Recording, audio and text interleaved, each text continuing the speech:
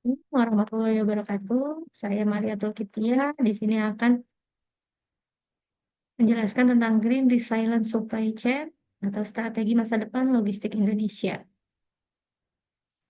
Kita mulai dari identifikasi permasalahan utamanya, ialah kerapuhan supply chain bisnis Indonesia yang semakin terlihat akibat pandemi, perubahan iklim, bencana alam, konflik geopolitik, dan serangan cyber. Supply chain di Indonesia belum cukup tangguh atau resilient dan juga belum sepenuhnya ramah lingkungan atau green, sehingga bisnis menghadapi risiko besar terhadap gangguan yang berulang. Yang kedua, analisis faktor internal dan eksternal.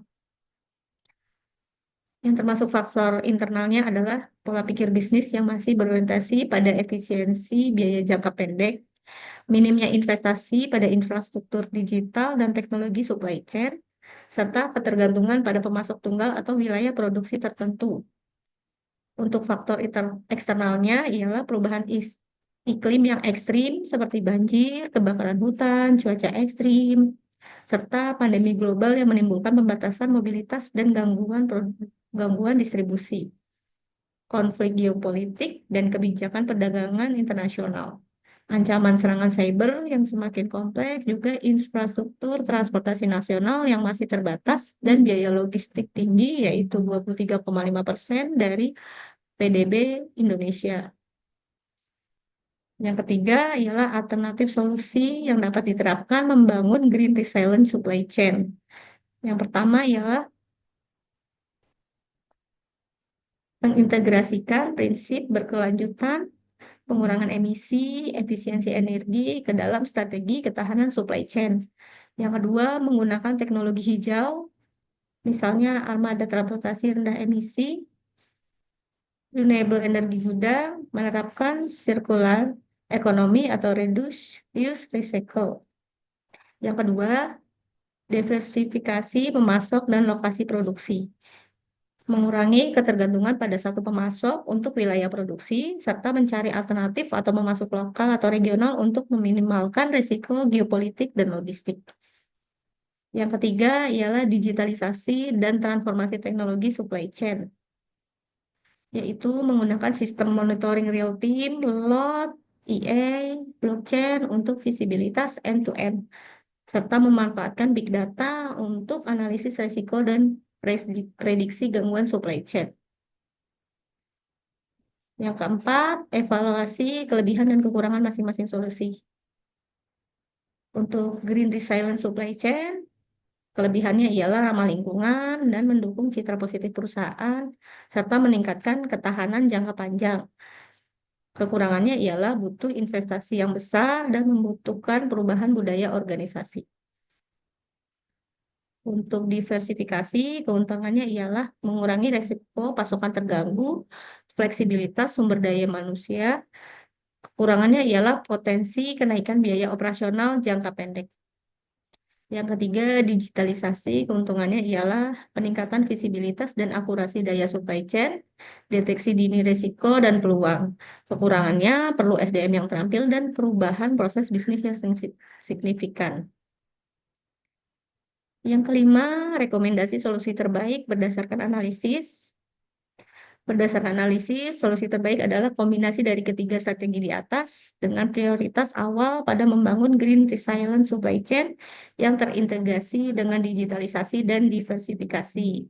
Alasannya, yang pertama adalah green resilient supply chain sebagai prioritas adalah kebutuhan strategis jangka panjang untuk mengatasi resiko iklim dan reputasi lingkungan. Yang kedua, diversifikasi pemasok dan lokasi meminimalkan risiko pasokan terputus. Yang ketiga, digitalisasi untuk visibilitas dan prediksi risiko, memperkuat dan memperlincah supply chain di era disrupsi.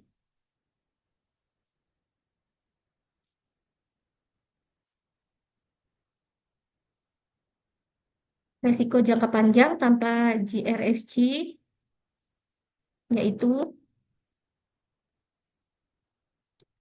jika perusahaan tidak segera mengadopsi model green resilient supply chain, mereka akan menghadapi berbagai risiko jangka panjang yang signifikan, antara lain Risiko gangguan berulang dan ketidaksiapan menghadapi disrupsi.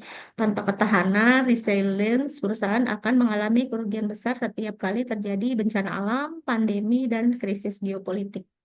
Yang kedua, menurut McKinsey 2023 mencatat potensi kerugian hingga 45% laba tahunan akibat gangguan supply chain. Yang kedua ialah biaya kerugian finansial dan meningkatkan biaya operasional. Kerapuhan supply chain dapat menyebabkan peningkatan biaya logistik dan operasional, misalnya biaya transportasi darurat, kehilangan peluang pasar, atau dalam jangka panjang hal ini akan melemahkan daya saing perusahaan. Yang ketiga ialah ketertinggalan dalam kepatuhan regulasi lingkungan. Semakin banyak negara dan konsumen menuntut produk yang berkelanjutan atau ramah lingkungan. Perusahaan yang tidak hijau bisa menghadapi sanksi regulasi, hambatan ekspor, atau reputasi buruk di mata konsumen global. Yang keempat, reputasi yang terganggu dan hilangnya kepercayaan konsumen. Konsumen kini lebih peduli pada isu lingkungan dan keberlanjutan. Perusahaan yang tidak dapat beradaptasi akan kehilangan loyalitas pelanggan dan pangsa pasar. Yang kelima ialah ketidakmampuan berinovasi dan bertahan dalam persaingan. GRSC memerlukan adopsi teknologi digital dan budaya adaptif. Perusahaan yang menolak bertransformasi akan kalah dalam inovasi dan kecepatan menghadapi perubahan. Kesimpulannya, perusahaan yang tidak segera mengadopsi green resilient supply chain akan terancam hilang dari pasar karena kerugian finansial yang terus membesar, sanksi regulasi dan hambatan ekspor, penurunan reputasi dan kepercayaan konsumen, serta ketidakmampuan berinovasi. Demikian, terima kasih.